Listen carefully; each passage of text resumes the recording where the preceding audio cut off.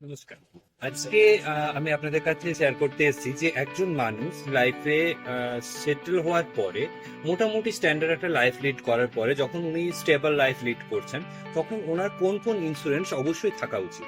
আমি এতদিন ফিনান্স সেক্টরে কাজ করার পরে বিভিন্ন সিনিয়রদের থেকে ওপিনিয়ন নিয়েছি, ওনাদের অ্যাডভাইস নিয়েছি, আমার নিজের অভিজ্ঞতা কাজে লাগিয়েছি।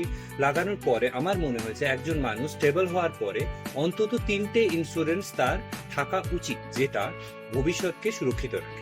ইন্স্যুরেন্স আমরা বেসিক্যালি আমাদের নিজের সুবিধার জন্য নিই না, আমরা এই জন্য নিই যখন আমরা থাকবো না তখন আমার ফ্যামিলির কি হবে বা তাদের টেক কেয়ার কে করবে, সেজন্য আমরা ইন্স্যুরেন্স। কিন্তু না, এক্ষেত্রে কিন্তু আমি যেটা শেয়ার করতে যাচ্ছি, এক্ষেত্রে কিন্তু ইন্স্যুরেন্স শুধুমাত্র ফ্যামিলির কেয়ারের জন্য আমি থাকবো না সেই সময় কি হবে এই জন্য নয়। আমি শেয়ার করবো 3 ধরনের ইন্স্যুরেন্স একজন মানুষের অবশ্যই থাকা উচিত, সেইগুলো যেটা আমাদের নিজেদের কাজে লাগে। প্রথমটা বলি, যেটা হচ্ছে accidental insurance. In case you may demise in an accident, যদি আপনি কোনো অ্যাক্সিডেন্টে মারা যান তখন আপনার পরিবার পুরো নিঃস্ব হয়ে পড়বে, এমন একটা জায়গায় এসে দাঁড়াবে যে আপনি একজন আর্নিং মেম্বার আছেন, আপনি হঠাৎ করে সেই জায়গাটা জিরো হয়ে গেল, পরিবারে আর কোনো অপশন থাকছে না ফিনান্সিয়াল যে ফাঁকা জায়গাটা তৈরি হচ্ছে সেটা পুরো করার জন্য। সেই জায়গাটা কিছুটা অন্তত কভার করার জন্য অ্যাক্সিডেন্টাল ইন্স্যুরেন্স একজন মানুষের অবশ্যই থাকা উচিত। দ্বিতীয় কোনটা থাকা উচিত?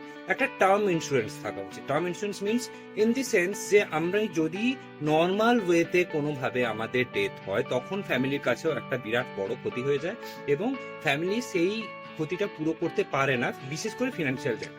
সেই জায়গাটা পূরণ করার জন্য সবারই একটা করে টার্ম ইন্স্যুরেন্স থাকা উচিত, যাতে নর্মাল ওয়েতে যদি কোনো মানুষ কোনোভাবে মারা যায় তাহলে সেই ফ্যামিলি টেক কেয়ারের জন্য কিছুটা ফিনান্সিয়াল সুরাহা টার্ম ইন্স্যুরেন্স থেকে আসে।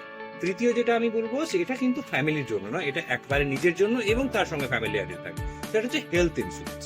এখন চিকিৎসার খরচ এতটাই বেড়েছে যে আমরা একবার যদি কোনোভাবে অসুস্থ হয়ে পড়ে সেই চিকিৎসার খরচের জন্য অনেক অনেক টাকা খরচ হয়। সেজন্য আমাদের মাথায় রাখতে হবে যে চিকিৎসার জন্য আমাদের কিছু ইন্স্যুরেন্স থাকা উচিত।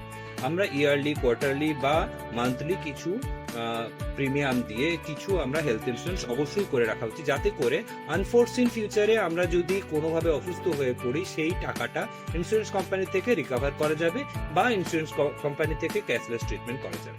3 ধরনের ইন্স্যুরেন্স আমি আপনাদের বললাম, আপনারা চেষ্টা মতো সাধ্য মতো অবশ্যই চেষ্টা করবেন নিজেদেরকে এই 3 ধরনের ইন্স্যুরেন্সে প্রোটেক্টেড করে রাখা। Thank you so much. Thank you so much for listening. Please like, share and comment on my videos. Thank you.